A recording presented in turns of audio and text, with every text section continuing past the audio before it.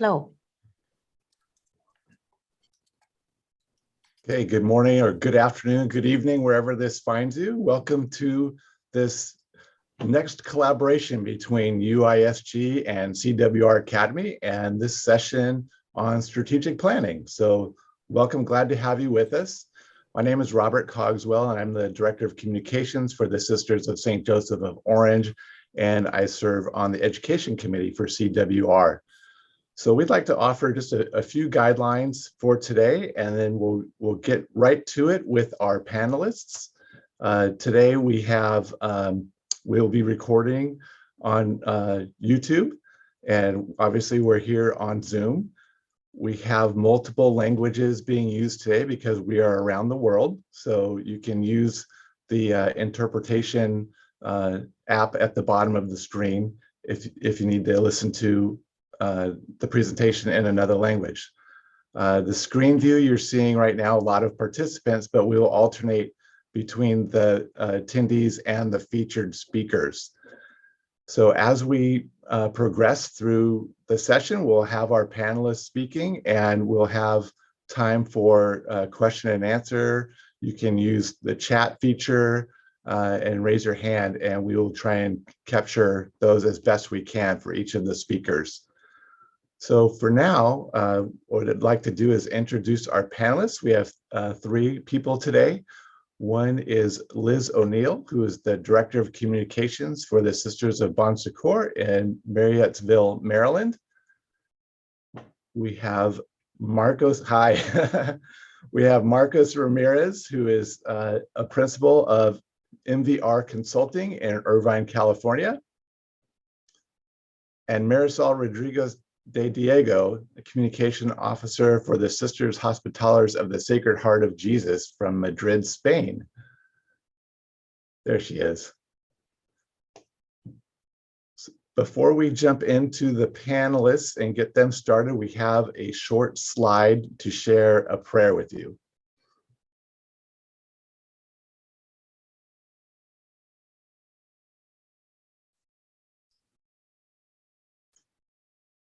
As we celebrate the resurrection of our Savior, Jesus Christ, we pray for enlightenment, love, and peace. We pray for all who suffer the injustices of war, especially the refugees who seek safety and shelter. We pray for the enlightenment to accept that there is more that unites than divides us. We pray that your love will touch the hearts of those who can end the conflicts that separate us. We pray, dear God, for your loving peace in our homes, in our nations, and in our hearts. Amen.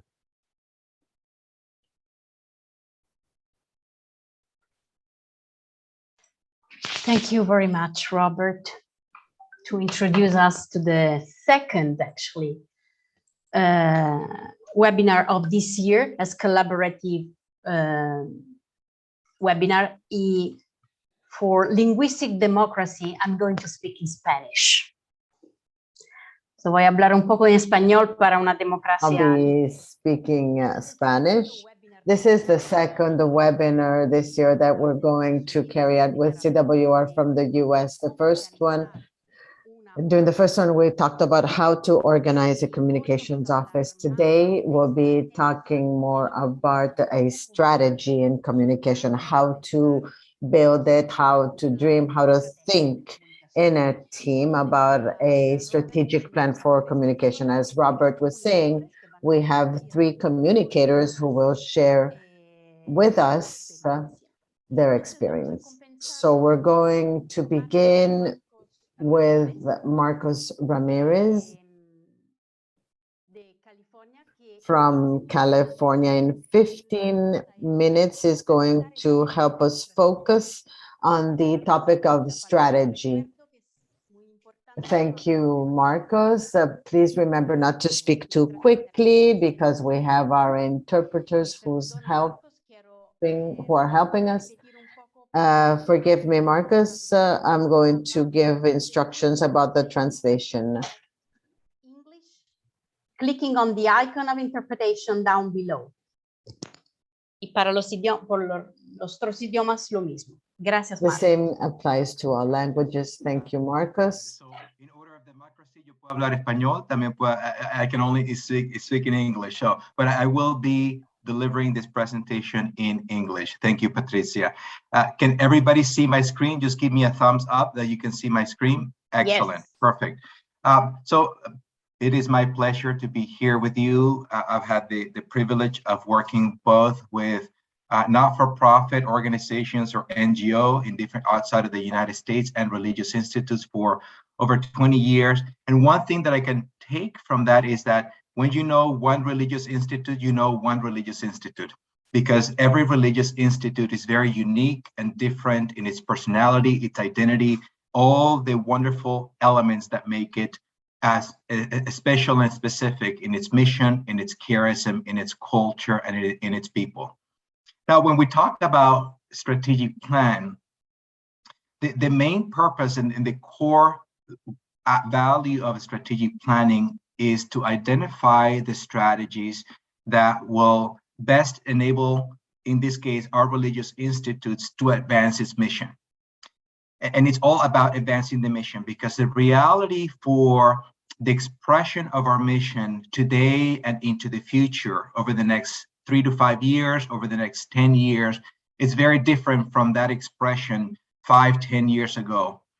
Where we are as a congregation today is different than where we were 10, 20, 30 years ago. And so the main purpose of planning is to be able to stop, discern, and reflect about what are the factors, what are the signs of the time, as the congregation of Sisters of St. Joseph of Orange would say, what are the signs of the time telling us about our journey forward? How can we empower our mission to continue to be relevant, responsive to the signs of the time, so that our mission responds to those factors that give it? So 3 questions that typically respond to that. One is, where are we now? Where do we want to go over the next 3 to 5 years typically? And how do we get there? So the strategic planning process should give us 3 things. One is introspection, a time to be able to put up the mirror and say, how are we looking today? What is our congregational life, our ministry life? What does our communication strategy look like? Second, it gives us retrospection, a sense of what, if we look at the history of the journey for our congregation, our ministry, the way we've done communication, what have we learned? What are the nuggets of wisdom that our history has given us? And 3, it gives us perspective, understanding how the signs of the time are showing us trends and opportunities into the future. So 3 elements that in its purpose, a strategic plan should give us: introspection, retrospection, and perspective. In general, nonprofit organizations, NGOs, and religious institutes, as you may know, have what I call 3 pillars in its framework. One is that sense of purpose and identity that describes who we are and what we are about, and the way in which we clearly communicate our mission, our vision for the next 3 to 5 years, and then the core values, the principles that guide our culture, that guide the gift of our charism into the world, that guide the way we do things around here, is critical to be able to engage everybody in the awareness and understanding of our purpose and identity. The second is what I call the impact model. And that is a fancy way to say, what is the expression of our charism as a gift to the world? And how is that expressed through our ministries, through our services, programs, initiatives? And finally is our roadmap. And that is where we're going to focus our conversation today, which is what are the priorities and the plan that we have for that roadmap. Now, a strategic plan as a roadmap should give us 2 things. One is direction, a sense of focus. What is our north? And that is expressed in the priorities that we choose over the next 3 to 5 years based on our assessment of the here and now. And the second is traction. And what I mean by traction is the ability to move forward, to make progress, to journey towards the next chapter in our journey as a congregation, as a ministry. And so often, these are the 2 values that a strategic plan should have at its core: a sense of ability to give us direction through our strategic goals, identifying relevant priorities, and a sense of traction that tells us we do have the time, the talent, the skills, and the resources to be able to sustain a healthy pace, a sequence of steps forward that will allow us to continue in our mission, in our journey of our mission. And this recognizes at its core that the journey of any religious institute is ever evolving, as it is that one of the church. And so therefore, we cannot remain static or remain in the status quo of the things that we've always done it. And so the one of the healthy tension of a strategic planning process that it often bubbles is the sense of, well, we've always done it that way. The biggest challenge of religious institutes and nonprofits typically is the biggest successes of the past, because as an organization, we say, well, we did it this way 30 years ago and it worked. And yet what may have worked 30 years ago may not work now or into the future. So again, a strategic plan gives us a strong sense of both direction and traction. There's 5 steps in this cycle of planning process that are important to honor and understand, because I will say this in a minute. Process, the integrity and clarity of the process gives us perspective and quality of the outcome in planning. And so starting from the top in the red box, we often start, as I said earlier, with an assessment, taking a pulse of where are we as an organization? How do we look like as an organization? And if it is about a strategic planning for communication, how does our communication look like today?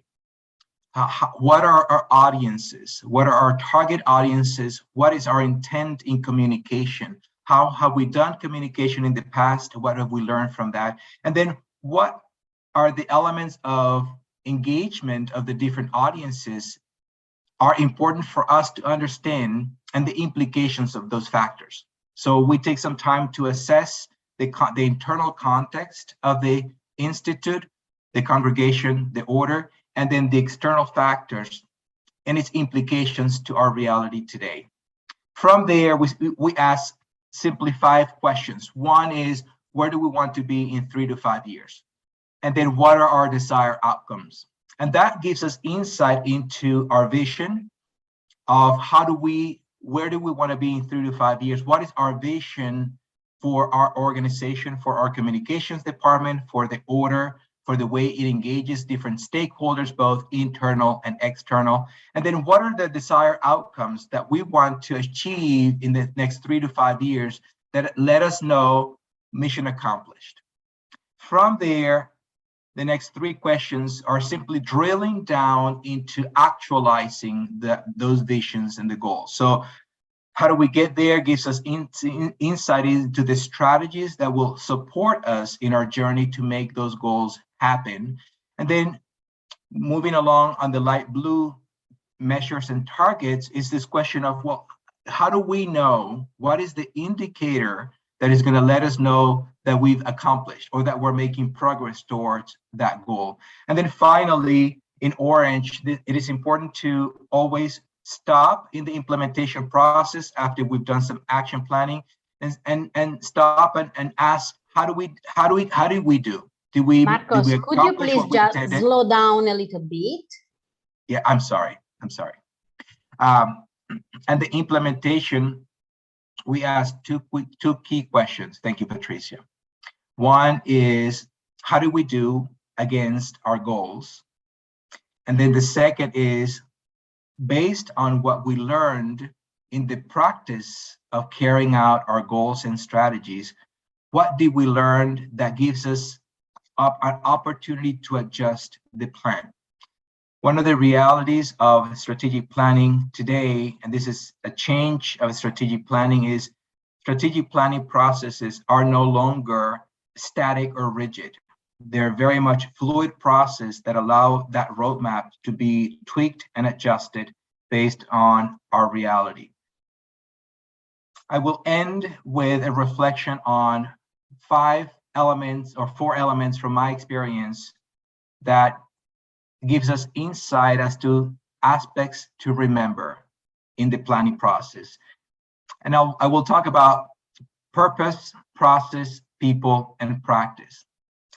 So as we look at the reason for planning, it is important that we remember that the way we set the context for planning determines the outcome. So it is very important from the beginning to have clarity as to why are we doing a strategic planning.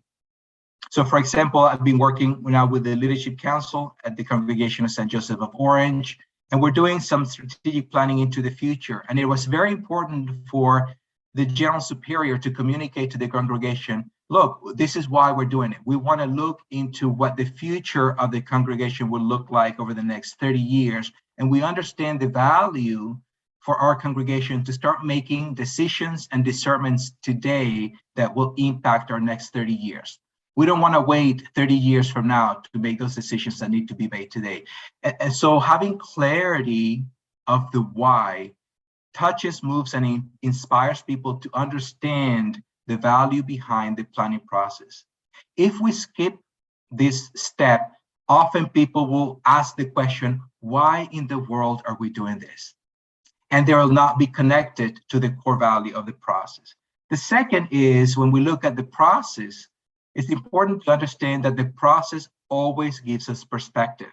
And therefore, the way we set the process is critical to allow for a process that has integrity, a process that is objective, and in that, a process that is transparent, accountable, and participatory, so that people may not necessarily agree at the end with the outcome, but they may never question the integrity of the process. And in fact, this is typical of several congregations, because one of the typical challenges of congregational life as it relates to planning is this question of, do we need 100% consensus in the decisions of planning process? And some congregations will say, yes, we need to have every sister on board or every member on board. And the other says, no, the process gives us enough perspective to be able to honor the next steps in the decision. And so integrity of the process gives us credibility of the outcome in the planning. Number three is about people. And I do believe in a strategic planning processes, it's important to do it with people, not to do it for them or to do it to them.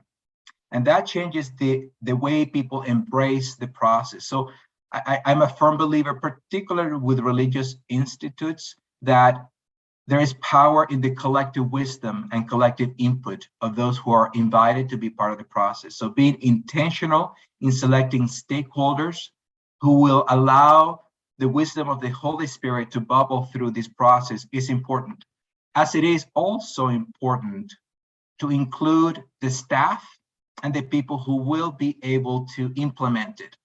The worst thing that we can do to communications people or any staff members of congregations is to have this beautifully crafted plan that was created by the Leadership Council and is brought to the staff and say, here you go, you have to execute it and implement it. And the staff is like, well, we didn't choose that. We weren't part of it. How can we be now entrusted to implement something that we didn't partake in creating?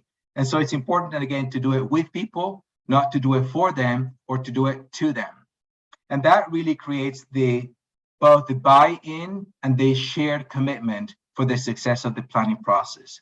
And then finally, in the practice of implementing the strategic plan, it's important to recognize that this is not written in stone. It is not necessarily the 10 commandments. It is something that we try on, we see how it fits, and if it doesn't fit, we adjust it, and then we try it on again. So it is a live and breathing document that, as a roadmap, is simply a tool that brings us all together to act with faith, foresight, and flexibility, as the Congregation of St. Joseph of Orange would say. I'm going to stop there for now, and we'll entertain some questions either now or later. So with that, back to you, Patricia. Gracias.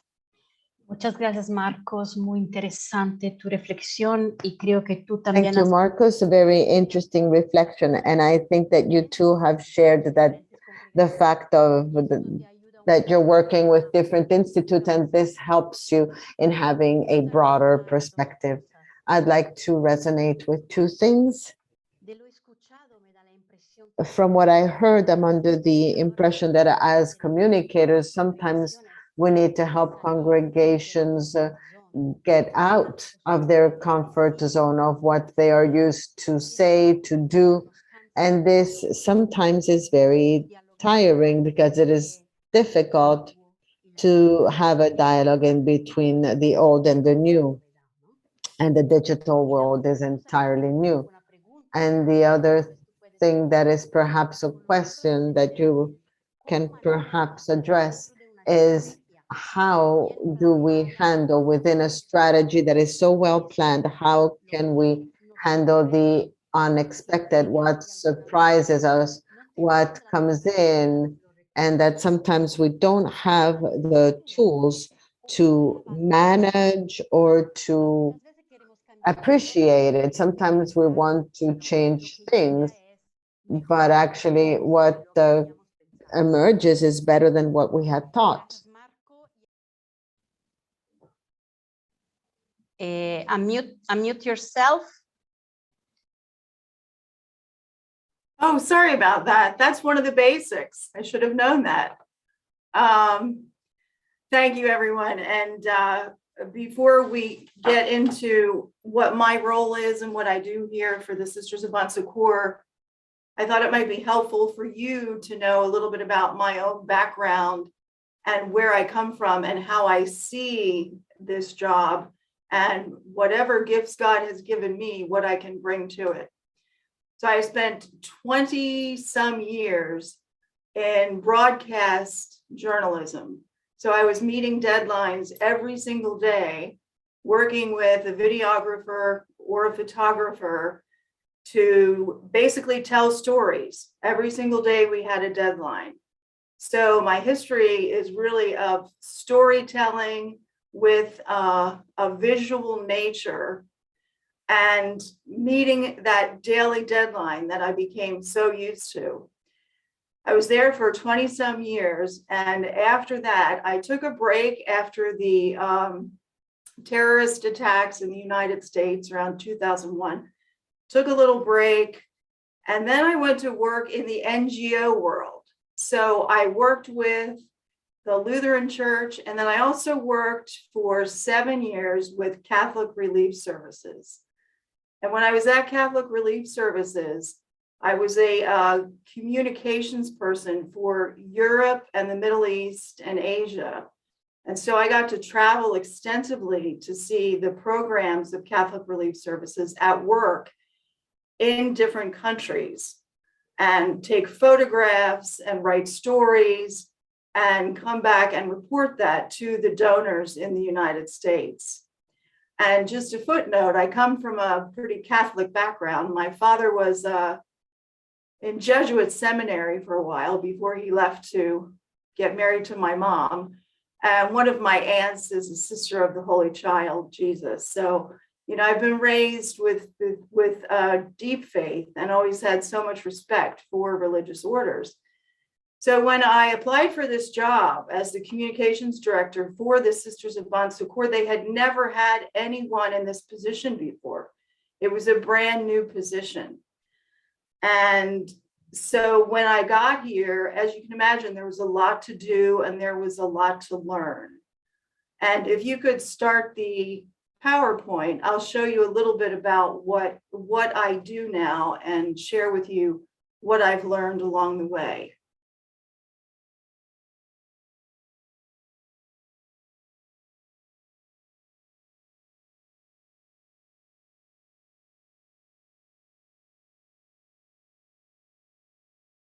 Does anyone have the PowerPoint?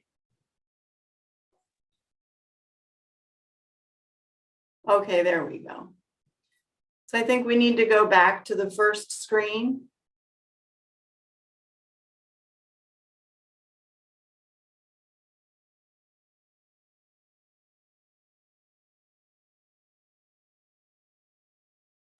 We are not very lucky today with technology.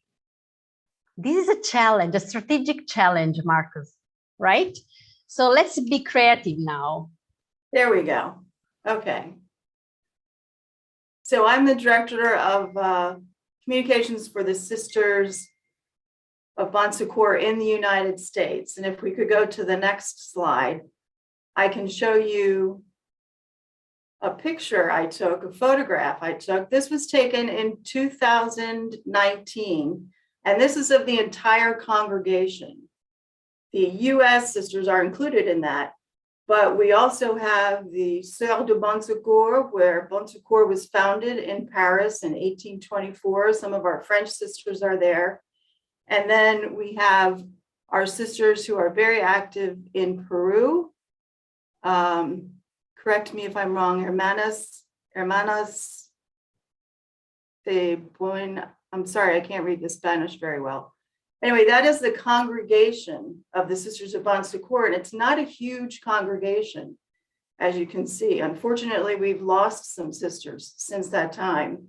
If you go to the next slide, I can show you that the people, we have just recently begun an outreach in the Congo. So in addition to South America, the United States, Great Britain, Ireland, and France, we are expanding our presence into the Congo, and we already have a few sisters who are interested in coming on board with us. So that's great news. But again, I only report to the Sisters of the Bon Secours in the United States. So if you could go to the next slide. This is a group shot of the sisters in the United States. And as you can see, like many congregations, the numbers are shrinking. Now, I support the sisters here through supporting 4 of their ministries. And if we could go to the next slide, I'll show you what some of them are. The first one is Vocations. I support our Vocations director in getting the word out about whatever we have going on, whether it's a come and see weekend, whether it's a, just a prayer night, whether it's an event coming up. And I also do the advertising for them and their social media as well. So that age group that we're looking that we're looking for in Vocations ranges from about 22 to say 30, late 30s. The next ministry that I support, you could go to the next slide, this is the Bon Secours Volunteer Ministry. This is also a ministry of the Sisters of Bon Secours in the United States. And these are recent college graduates who have decided after college to spend a year of service working in either Richmond or Baltimore to help the most vulnerable communities. And this age group is about 22 years old. But we start reaching out to them when they're in college, say juniors and seniors in college.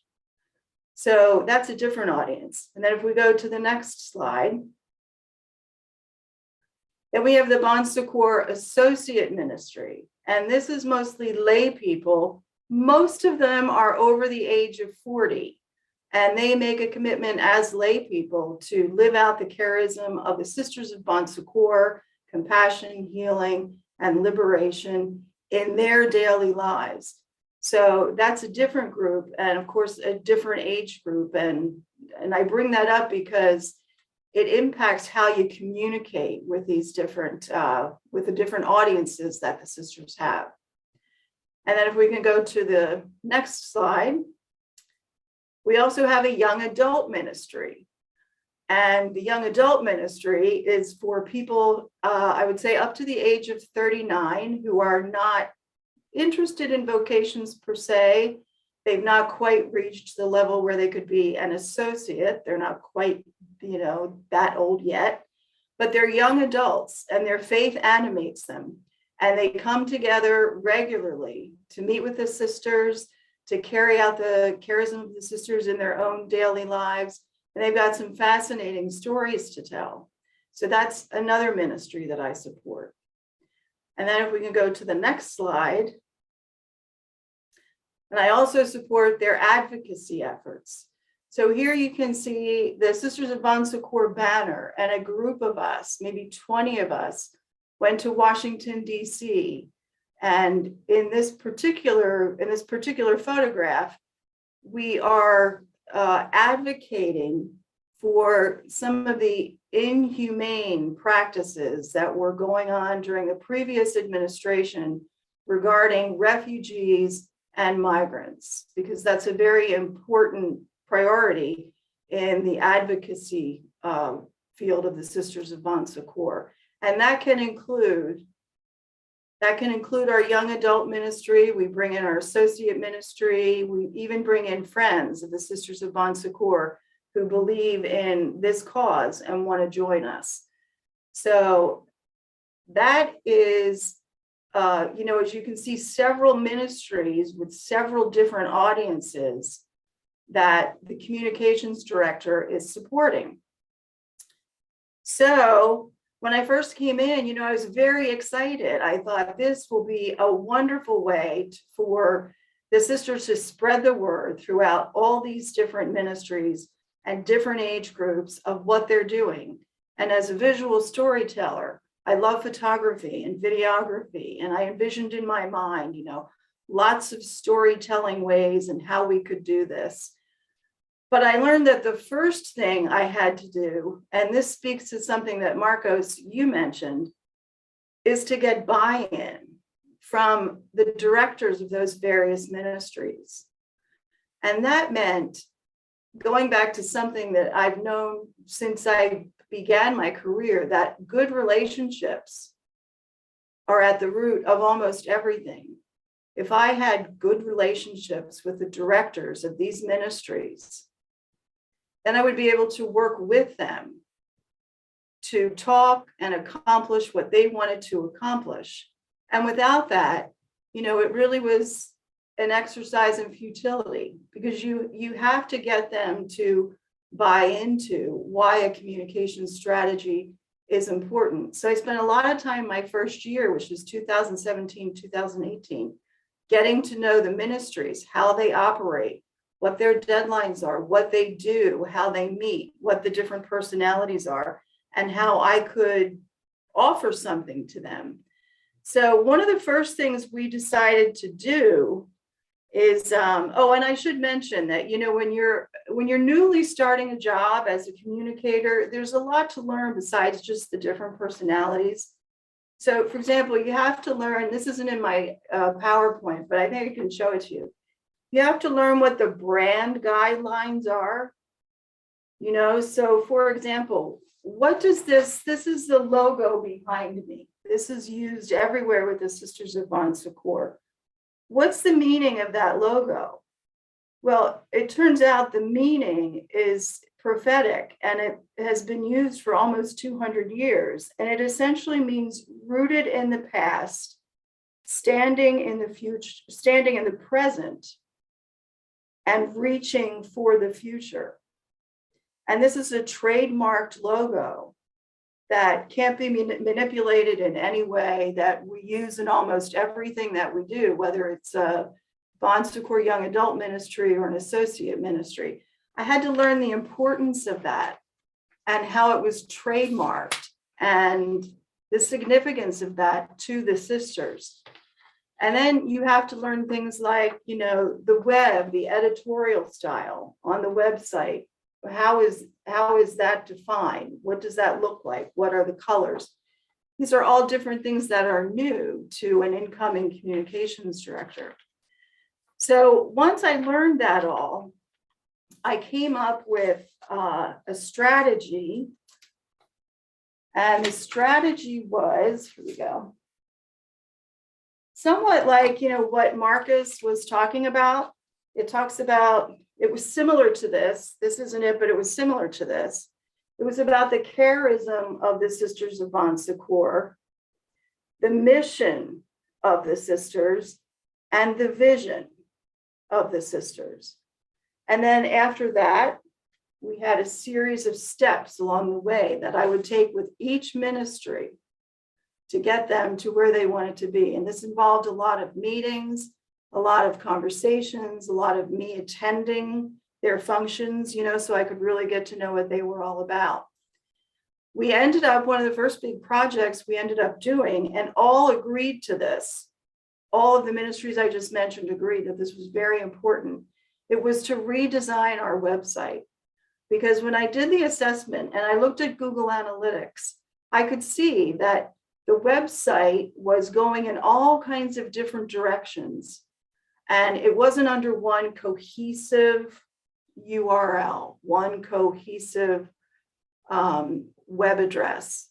And so we spent almost the entire year redesigning our website to reflect the different ministries and the charism of the Sisters of Bon Secours. And that was a huge project. So that was, say, most of 2019. And always we keep in mind the mission statement of the Sisters of Bon Secours, which is through the love of the Father present in the Sisters of Bon Secours, we are called by God and sent by the Church to help people to wholeness, to alleviate human suffering in all forms, especially in the poor and dying, to help others to an awareness of the redemptive meaning of suffering and death, and to an awareness of the relationship with the Father, by reproducing in ourselves Christ healing, Christ consoling, Christ loving, Christ always aware of the needs of others. And I keep this right in front of my desk so that, I can always refer to it if I get stuck and I can't really, move on anything or get inspiration from anything. So that was 2019. And then, not to bore you with too many details, but I also came up with this plan to answer all the ministry needs, which was essentially an Excel spreadsheet. And I listed every single date throughout the year of what was happening within the ministries of the Sisters of Bon Secours. And I color coded them according to what ministry it was, so that I knew what my deadline was and what I had to do, whether it was social media or whether it was update the website. And this actually proved very helpful to me. And then COVID hit in 2020. And these plans, kind of just went out the window.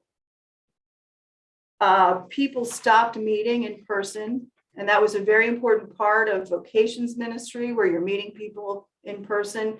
The young adult ministry, they stopped meeting in person.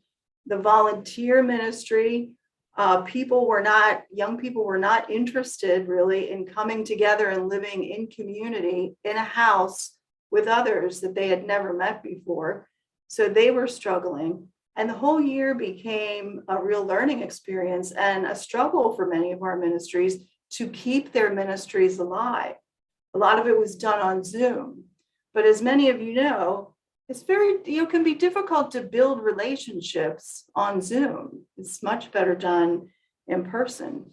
So, I tried to help them as much as I could through that period, but I ended up being brought into, I would say, more of the, we started a COVID task force, I will say that, for the Sisters of Bon Secours in the United States.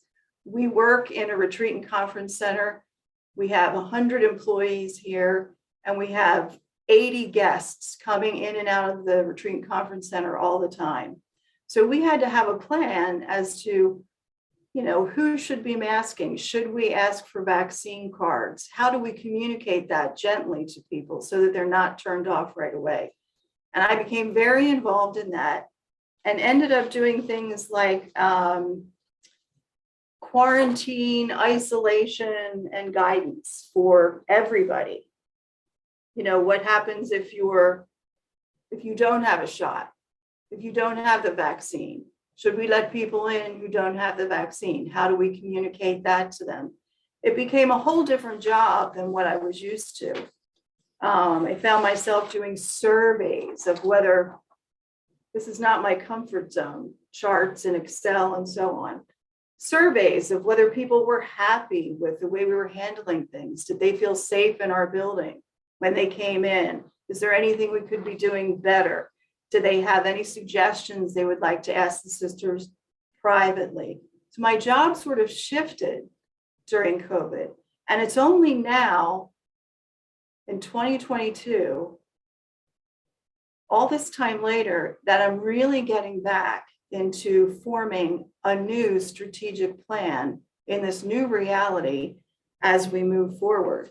And as many organizations have experienced, it's been very challenging for our sisters and for our ministries. But I've learned that in the end, it's what works for me is a little bit of instinct, a little bit of improvisation, so that you leave yourself open and vulnerable to what the ministries need at the time, and trying to stick to the plan that you have started out with. So it's a combination of all those things, I think, that has worked well for me.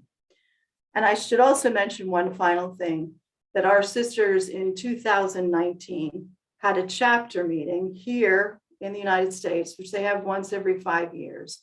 And they came up with this chapter direction statement. You can see I touch it all the time because it's a little messy.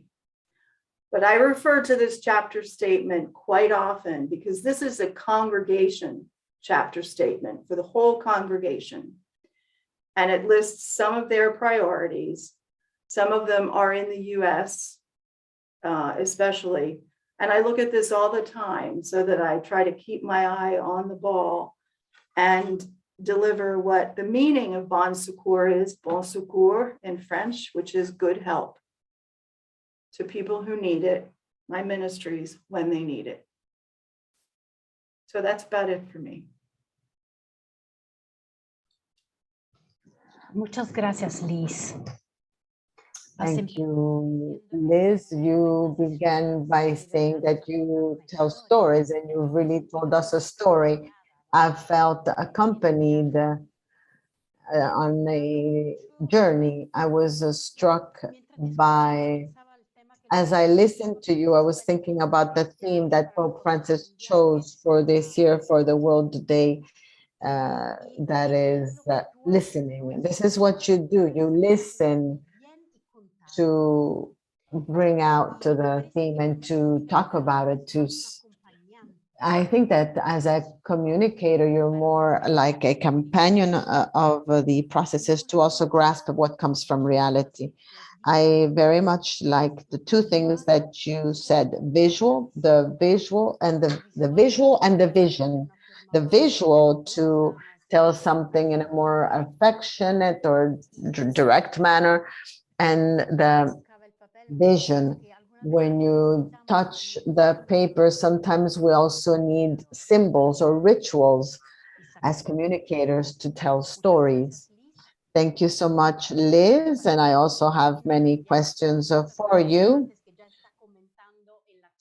As I imagine our participants, there was a challenge on the chat with, they says, why do we have to use the word brand in communications? I'll give you some time to comment on that. Marisol, let's try again. We want to listen to your experience. ¿Me escucháis ahora? ¿Me escucháis bien? Can you hear me? ¿Hay problema o me oís? ¿Sigue habiendo problema? I don't know why we hear you in the English room. I think you have two computers or something, but we hear you in the English room. We hear you in Spanish and French, but for those who speak English, it's very difficult to hear. Voy a intentar quitar el volumen del portátil. Voy a...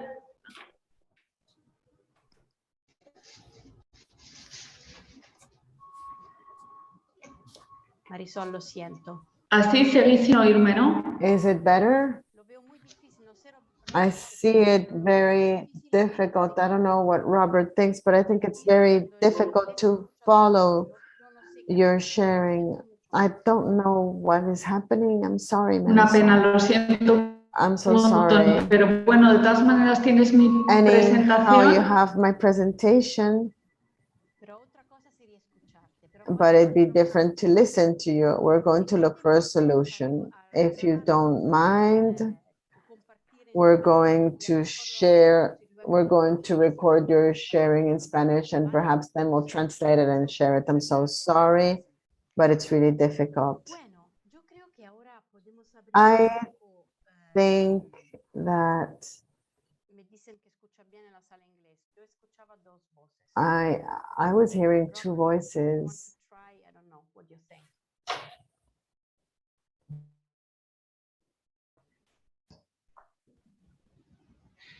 Bueno, nada. Seguimos. Okay, let's continue. You can write some question on the chat. While you do that, I would like to recall Marcos and Liz with me and ask them to Marcos if he likes to comment a little bit what Lisa said, and also some elements in the chat, something like the brand, why we have to use this word.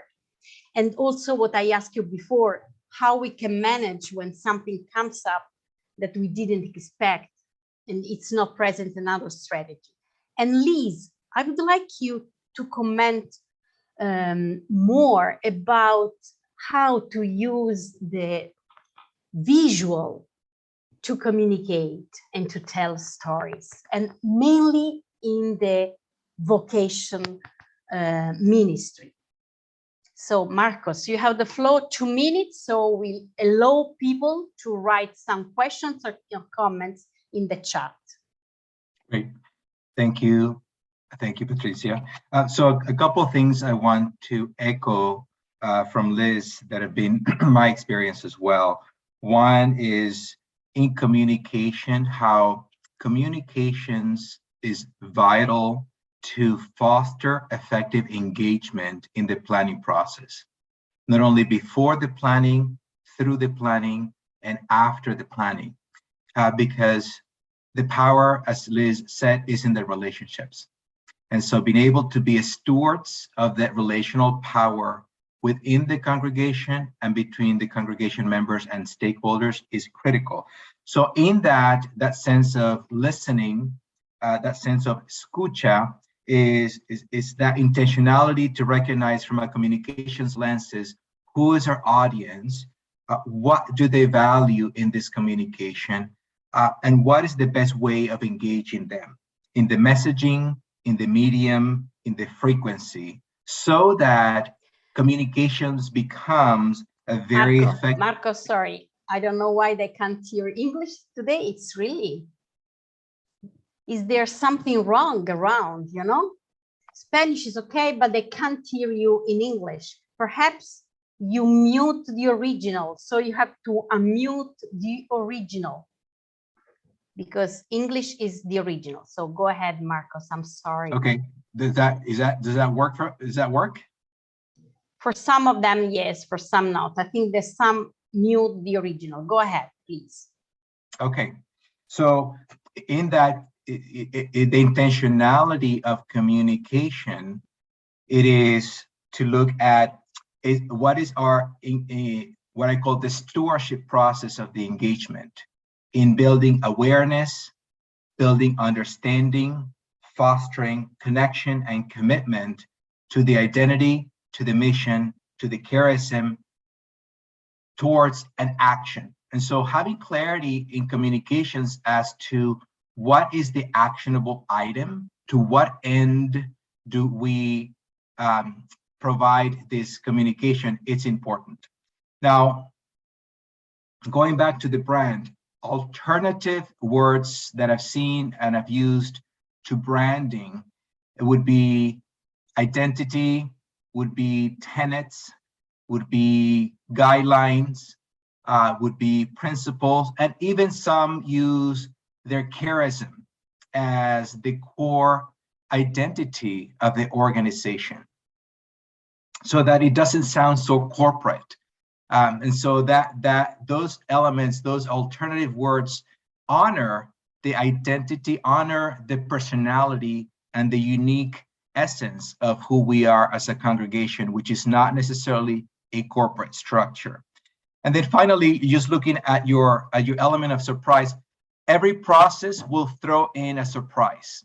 And so you have to understand and be prepared to be flexible and open to those surprises coming, and be able to have the courage to stand in the healthy tension of the surprise without judging it.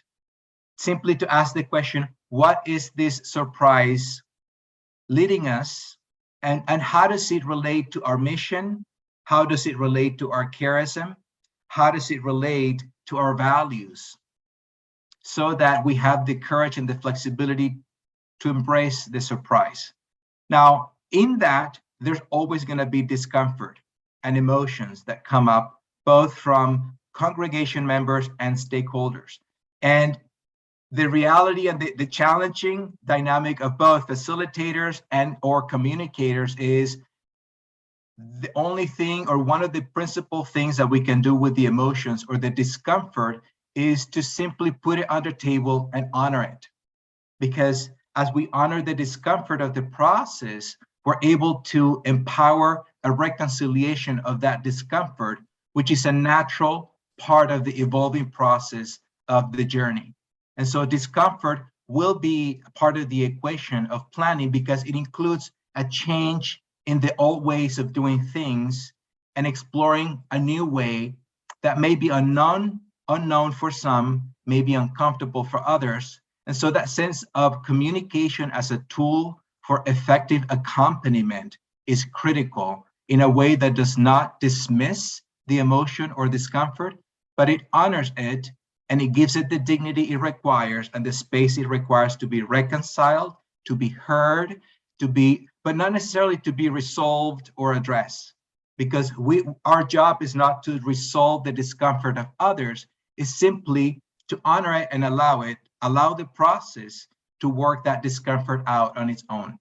And so I'll end with this. Again, as I said, the process gives us perspective, and the process allows and empowers every member who participates in this to reconcile their own commitment, inclination, and emotion as they become part of the process. I'll stop there, Patricia. Thank you very much, Marcos. I like the idea to honor when we feel uncomfortable or when something new is coming and we are not able to deal with it. So perhaps there is a treasure, there is a learning for us. Liz, there are people asking your spreadsheet. So we invite you to share, not as you did it before, because it was a little bit difficult to visualize it, but if you can share it with Brian, Brian can share then with all of us and with all the participants. Liz, would you like to unmute yourself, but just echo a little bit about also Marcos' reflection and how to use more visual for vocation ministry. Unmute yourself, sweetie.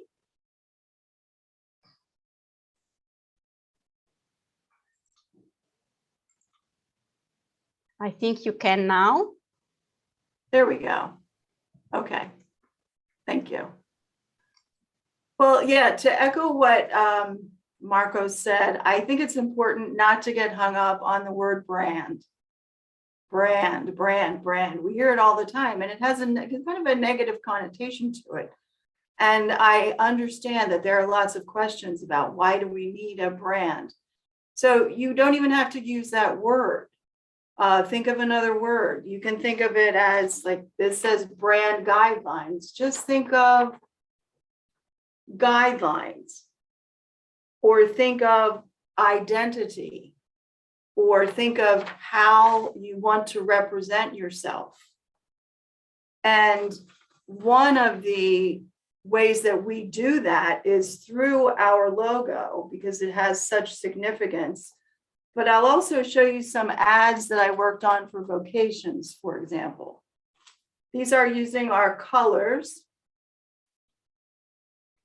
Can you see? So we have a visual image. Her hands are holding out hope.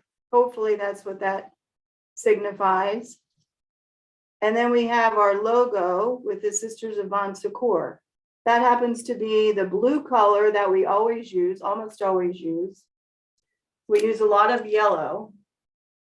And so when people see those kinds of colors and the fleur-de-lis, they know that it's probably something to do with Bon Secours. So here's the same ad in another magazine that I created. This is in Vision. You see, it's the same kind of ad, but the same kind of colors. It's right here. Same kind of colors, same icon, same logo. We even use our logo, for example, like this is my lunch bag. You know, we give these out to people, Sisters of Bon Secours. So you're constantly building awareness of the Sisters of Bon Secours. We have license plates, you know, the borders that go around your license plates that may say something about the logo, the Sisters of Bon Secours, the retreat and conference center.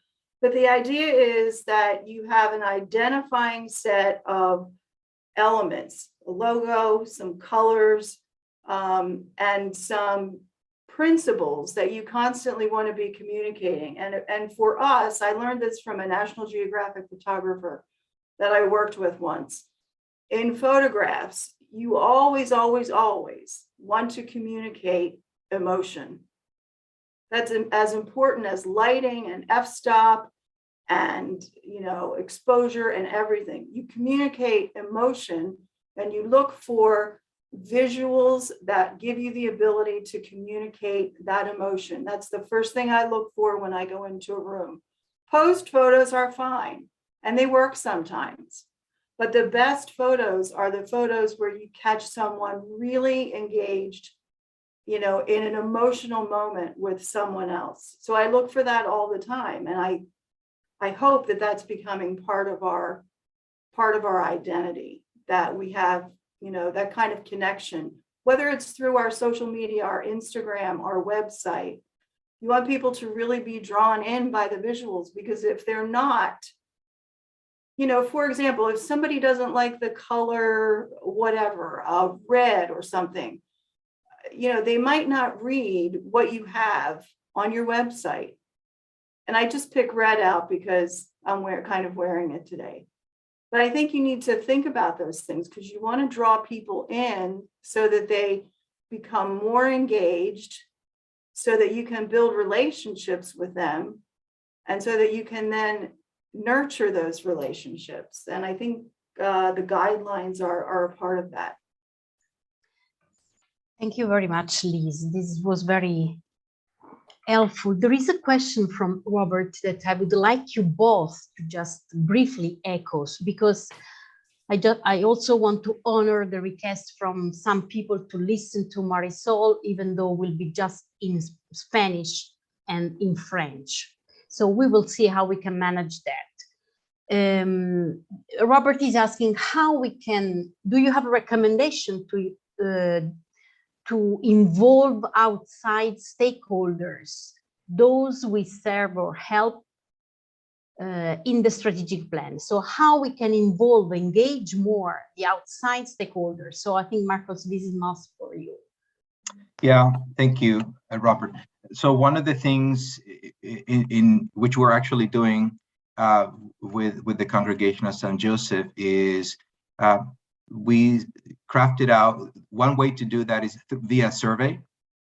Really identify some key questions that you can engage some stakeholders in conversations or in a survey. The second way is through one-on-one conversations. So in my engagements with the Leadership Council or other provincial team members, we identify who are the key stakeholders who have enough knowledge of the congregation or enough knowledge of the context in which the congregation serves, whose input would be insightful to the process of discernment and decision in the planning. And so we engage them in one-on-one conversations with 10 to 12 questions, 45 minutes, and really capture, again, inspired by this call from Pope Francis of active listening, of escucha, really elicit what's the wisdom from the congruency of the trends and opinion of the different stakeholders. You can also engage them with focus groups.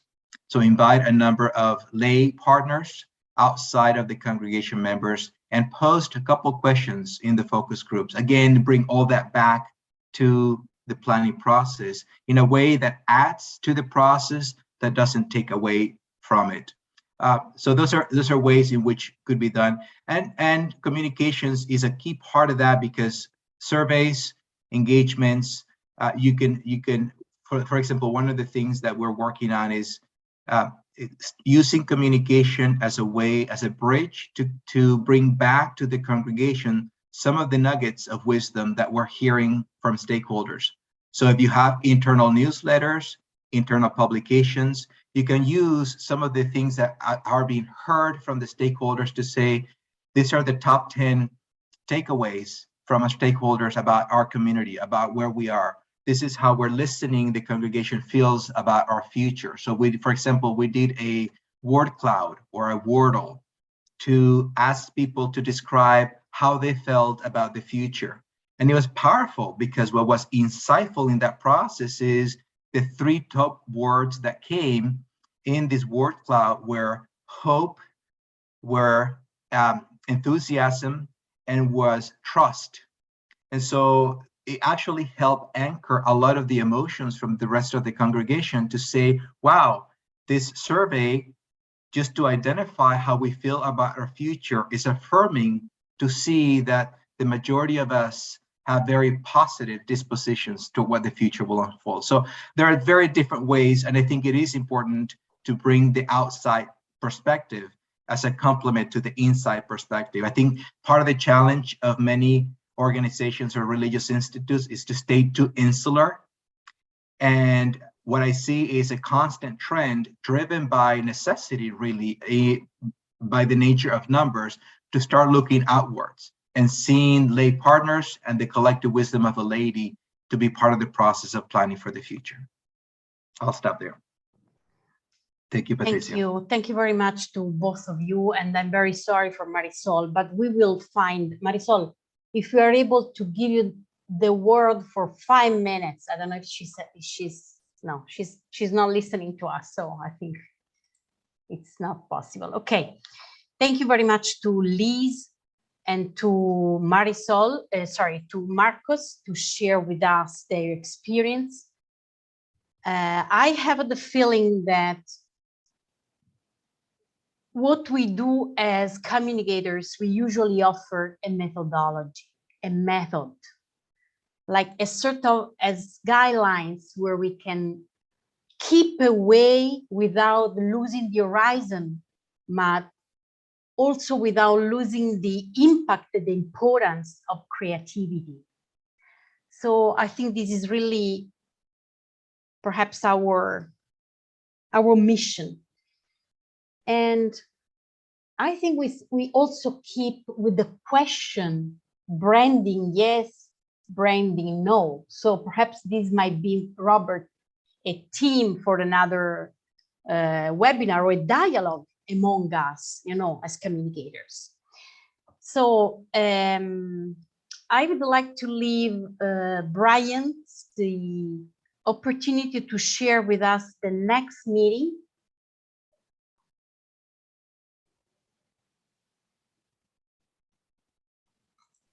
Sure.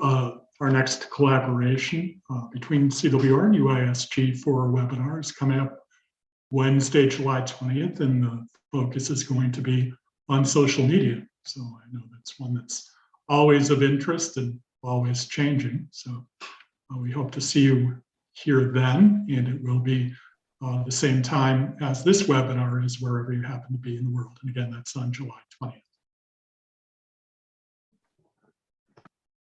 Thank you very much, Brian. And we will send you an evaluation form to fill in. So this is very helpful for us. I'm very sorry today for all the technical problems that we experience, but as communicators, we know how that works.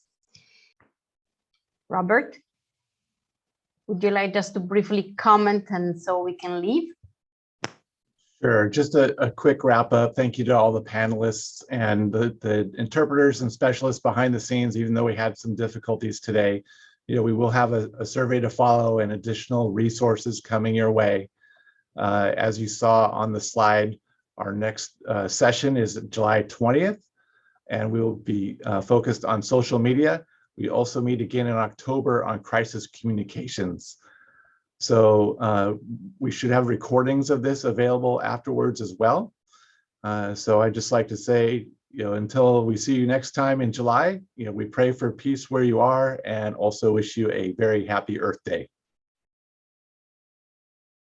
Thank you, Robert. Thank you to all for participating. Thank you to our interpreters. It was very difficult. They were very good. Thank you very much. See you in the next webinar. Adiós, Marisol. Gracias. Perdona. Muchas gracias. Con gusto. Thank you, Gemma. Patricia. Hi, Marcos. Hola, Thank you ¿qué very tal? much. Gracias. ¿Qué tal? Muy bien. Gracias, hasta luego. Adiós, Jimena. Adiós. Adiós, gracias.